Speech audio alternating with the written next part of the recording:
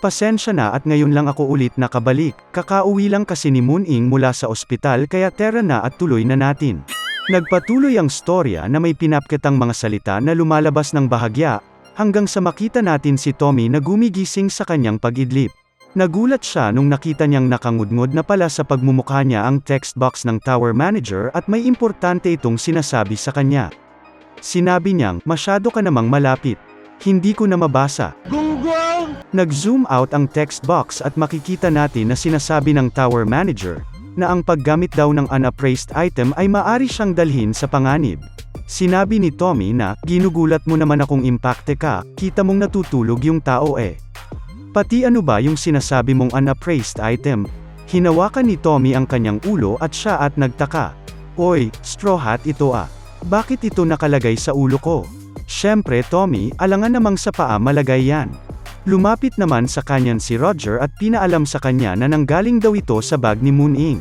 Sinubukan ni Tommy na gisingin siya ngunit sinabi lang nitong, "Miyaw miyaw, wag mo akong gisingin, kulang ako sa tulog kaya gusto ko pang matulog ng mas mahaba. Sus Mariasep kang bata kang Moon-ing kang pusa ka. Adik na adik ka sa pagtulog no? Tignan nga natin itong straw hat na ito."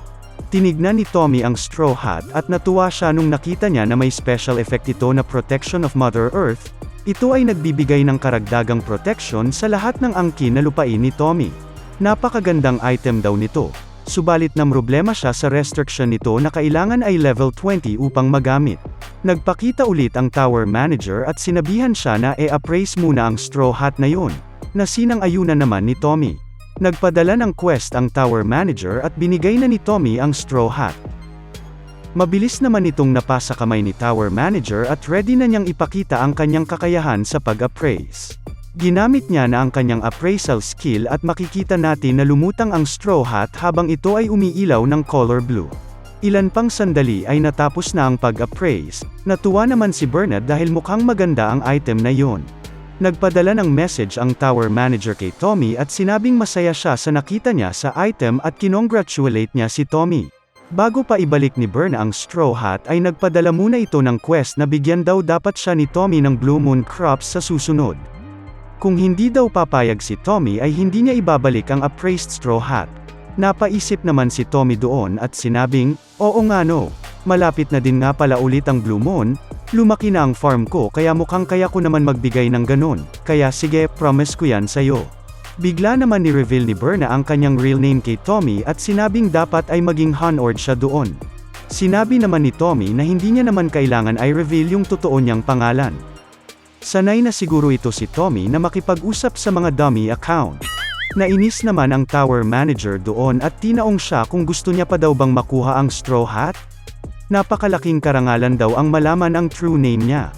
Wala na lang nagawa ang ating bida at sumangayon sa kanya at sinabing napakalaking karangalan daw talaga nun. "Ako ay si Tommy Tomato, at ipinapangako ko na magbibigay ako ng Blue Moon Crops kay Tower Manager Eileen Fritani aka Berna, once makapag-harvest ko sa susunod na Blue Moon." Sinabi ng Tower Manager na yun daw ang unang pangako niya sa kanya. Napatanong si Tommy at sinabing, "First promise." Inangat niya din ang kanyang pinky finger at pinakita din ng tower manager na itinaas ang kanyang hinliliit, at sila ay nag-long distance pinky promise. Feel naman ng tower ang moment at tila ba may umusbong na pag-iibigan sa nagbabagang mga damdamin. Hindi ko na lang talaga alam kung kikiligin ba ako or ano. Di bale na nga, pakantahin na lang muna natin ang tropa ko. Messione ang lahat. Ano ka, bakla? Matapos noon ay natapos na ang quest kaya't nakuha na ni Tommy ang straw hat. Makikita na din natin ang totoong item name nito na Straw Hat of St. Patrick of Earth. Nagulat naman si Tommy doon at tinignan niya ang iba pang effects nito. Nalaman natin na ang item na ito pala ay isa sa mga 10 special artifacts na makikita lamang sa Black Tower. Unang beses pa lamang daw narinig ni Tommy ang tungkol sa mga items na binibansagan na artifact. Napansin niya din na nawala na ang original na usage restriction at ito na ay napalitan na ang pwede lamang na gumamit noon ay ang mga may job na related sa farming. Nalaman niya din na ang mga abilities daw nito ay pwedeng umangat depende sa job level ng user, at madidetermine ito once suotin niya yun. Sinuot niya ito at na-confirm nito ang kanyang tower farmer job level bilang D, kaya naman umayon din ang level ng straw hat sa kanya. Matapos nun ay lumabas ang iba pang skill na Farmer's Body Level 2, at Wishing for a Good Harvest Level 1, kasabay na din ng Protection of Mother Earth Skill Level 3. Ang Protection of Mother Earth skill ay nagbibigay ng karagdagang protection sa lupain, ang Farmer's Body naman ay nagbibigay ng All Stats plus 3, at ang Wishing for Harvest skill naman ay nagbibigay ng chance ng karagdagang boost sa pag-ani. Namangha si Tommy dahil ganun pala kaganda ang effects ng items na napapabilang sa 10 artifacts ng tower. Napakalaking tulong daw nito para ma-cultivate ang tuyot na lupain sa labas ng cave. Sinasabi ko na nga ba at may golden pose itong si Moon Ing, napakagaling niyang pumili. Niyakap niya ito habang tulog at sinabing proud na proud siya sa cute na sales cat Moon Ing. Hindi na nakapagpigil si Tommy at hinalikan niya na din ang mga pose nito. Nagising naman dun si Moon Ing at tila ba na weirdohan siya pinaggag-awang kalokohan ni Tommy. Baliw ka yata eh! Sinabi ni Tommy na, sales cat Moon Ing, maari kang maging sales cat for 1 week. Meow. Talaga ba? Pwede ako maging sales cat ng 1 linggo imbis na 38 hours lang? Tama ang rinig mo doon, animal ka, ang cute mo sales cat Moon Ing. Meow meow meow. Hindi ko alam ang rason pero salamat na din. Ako ang sales cat Moon Ing. Nakaka-proud naman ang mahal nating Moon Ing, no?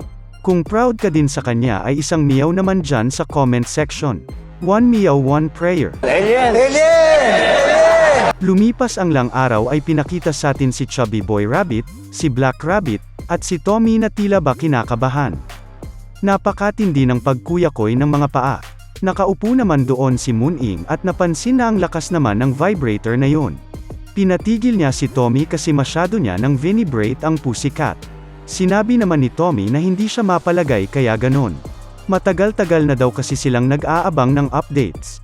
Mukhang matagal pa naman daw ang kanilang hihintayin kaya nag-request si sales cat Moon Ing na pakainin siya ng snack. Subalit biglang bumukas na ang pintuan na kanilang ikinagulat. Naghintay ang mga tropa at ilan pang sandali ay may pinakita na 3 baby rabbits, pero wait, there's more. Lumabas din si Roger mula sa bahay at mayroon din itong kargang 3 pang baby rabbits. Nanganak na pala si Gloria at nadagdagan na naman ang mga tropa natin sa farm.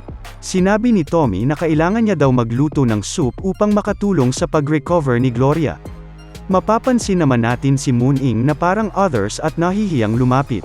Sinabi ni Tommy na, ano ginagawa mo dyan sales cat Moon Ing? Lumapit ka. Meow, ay pwede ba ako lumapit? Syempre naman, tignan mo ang mga babies. Napaka-cute nila, hindi ba? Napaka-cute at liit nila, meow.